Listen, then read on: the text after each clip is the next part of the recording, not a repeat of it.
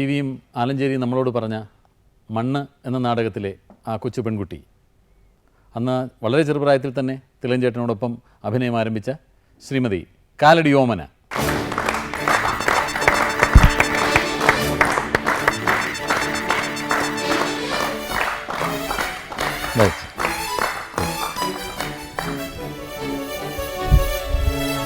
തിലകൻ ചേട്ടൻ സംവിധാനം ചെയ്തിട്ടുള്ള നിരവധി നാടകങ്ങളിൽ അഭിനയിച്ചിട്ടുള്ള ശ്രീമതി ഓമന പണിക്കർ.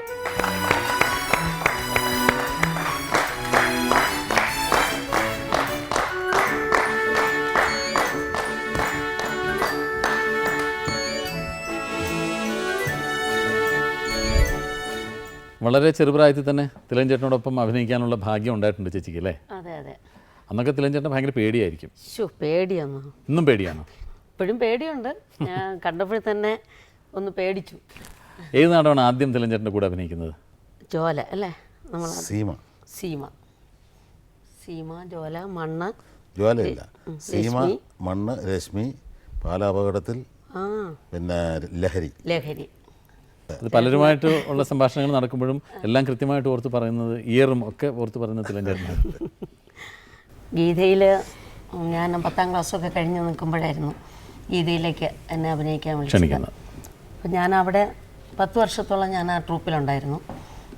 ഞാൻ ചേട്ടൻ പറഞ്ഞില്ല സീമ എന്ന് പറഞ്ഞ നാടകത്തിൽ നല്ല ക്യാരക്ടറായിരുന്നു. നല്ല ചേട്ടൻ പറയണം.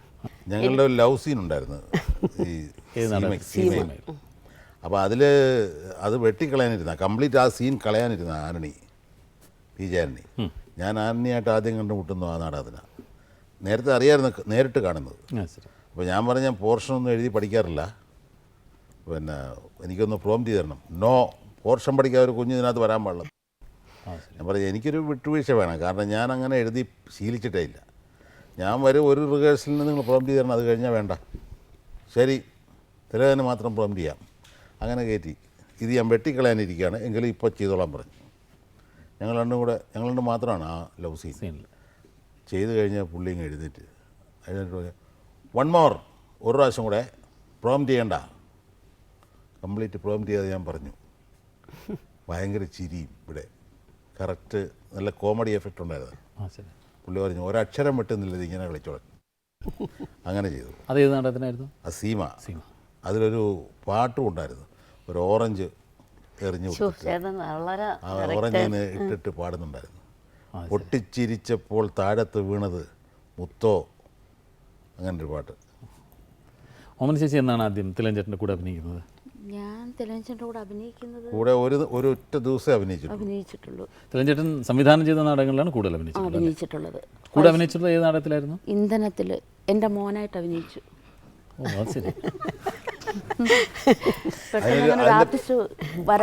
വരാണ്ടായതല്ല, അതിന്റെ സത്യം ഞാൻ പറയാം, പുള്ളി കള്ളം പറയാം. അതായത് ചേച്ചിയുടെ അമ്മയായിട്ടാണ് അഭിനയിച്ചത്? ശരി. അല്ലല്ല, ഞാൻ മറ്റൊരു നാടകം ഡയറക്റ്റ് ചെയ്തുകൊണ്ടിരിക്കുകയാണ്. ഇത് പഴയ നാടകമാണ് ഇന്ധനം. ഇന്ധനം കഴിഞ്ഞിട്ടുള്ള നാടകം ഞാൻ ഡയറക്റ്റ് ചെയ്തുകൊണ്ടിരിക്കുമ്പോൾ അതിൽ അഭിനയിച്ച പ്രധാന വേഷം എടുത്തൊരു നടൻ ഇന്ധനത്തിലേക്ക് പ്രധാന വേഷം മകൻ്റെ വേഷമാണ്. അയാൾ ശരിയാകുന്നില്ല. അപ്പോൾ ശരിയാകാതെ വന്ന് 2-3 പ്രാവശ്യം ഞാൻ റിപ്പീറ്റ് ചെയ്ത് പറഞ്ഞപ്പോൾ അയാൾ എന്നോട് ചൂടായി. ഇതിനൊക്കെ പറയാൻ വലിയ കഷ്ടമാണല്ലോ എന്നൊക്കെ. ഞാൻ ചോദിച്ചു കഷ്ടമാണോ? അതെ, ഗ്രൗട്ട് ഇറങ്ങി പുറത്ത് വിട്ടു. അതിൻ്റെ ഓണേഴ്സിനെ വിളിച്ചിട്ട് പറഞ്ഞു അയാൾ ഇതിനകത്ത് ഈ കോമ്പൗണ്ടിനകത്ത് പാടില്ല, പുറത്തുവിടാൻ പറഞ്ഞു. പുറത്ത് വിട്ടു. കുറച്ച് കഴിഞ്ഞപ്പോൾ എനിക്ക് തോന്നി ചാലക്കുടിയിൽ നിന്നും പുറത്താക്കണമെന്ന്.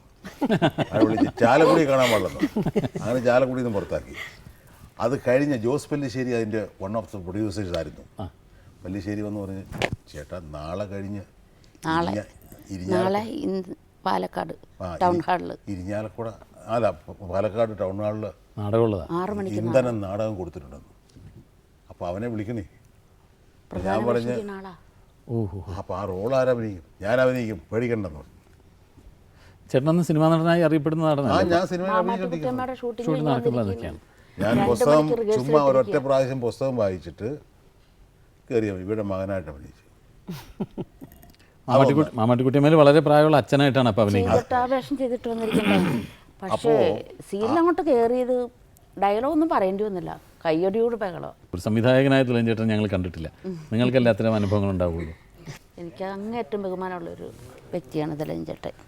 പുള്ളി ചോദിക്കുന്നതല്ല സ്വഭാവം എങ്ങനെയാണ്. സ്വഭാവമാണോ?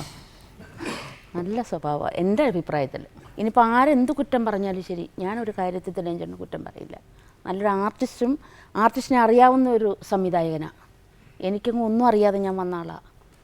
ഉച്ചയ്ക്ക് ഊണ് കഴിക്കാതെ നിർത്തിയിട്ടുണ്ട് ഞാൻ. ചോദിച്ചു ആ അനുഭവത്തിൽ കൂടിയായി പറയുന്നത്. ഊണ് കഴിക്കാന്ന് പറഞ്ഞുകൂടായിരുന്നോ? അല്ല, ഊണ് കഴിക്കണ്ട, ബാക്കിയുള്ളവർക്കെല്ലാം ഊണ് കഴിക്കാം, ഓമനെ ഒഴികെ ഓ ശരി എന്ന് പറയും. എന്നെ ഡയലോഗ് നിർത്തിയിട്ടില്ല, തെറ്റി. പല്ലിശ്ശേരി വരെ നിർത്തിയിട്ടുണ്ട്. പല്ലിശ്ശേരി വെച്ചാൽ ഡയലോഗ് മറക്കും. അപ്പോൾ അടിച്ചിട്ട് പറഞ്ഞു, നമ്മൾ അടുത്തെങ്ങാണ് നിൽക്കുകയാണെങ്കിൽ എല്ലാവരും പോകും, പുറത്തേക്ക് പോകും, ഓമനൊന്നും പറഞ്ഞു റോം ചെയ്യാൻ പാടില്ല. ഓ ശരി. ഒരു മണിക്കൂർ, ഒരു രാവിലെ മുതൽ ഉച്ച വരെ നിർത്തിയിട്ടുണ്ട്.